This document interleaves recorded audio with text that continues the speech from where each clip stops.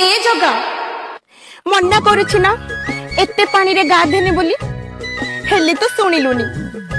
गोटे नुहे कि दीटा नुहे 108 गरा पानी रे गाधेलु 42 दिन चंदन यात्रा भी कलु एबे अणसर घरे जर रे कंपुछु ना मु एबे कोन करिबी कहिलु 60 पौटी 56 भोग खाइतिबा देह एबे तो चकड़ा खाई के रहउछु ए तोर एमिते देह खराब हेले मु सही पारिबी तो कहिलु ए जगा तो जरा मते दे दे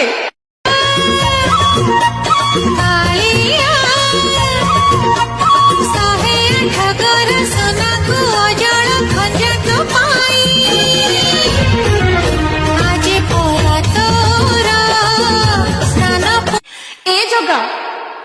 मना करू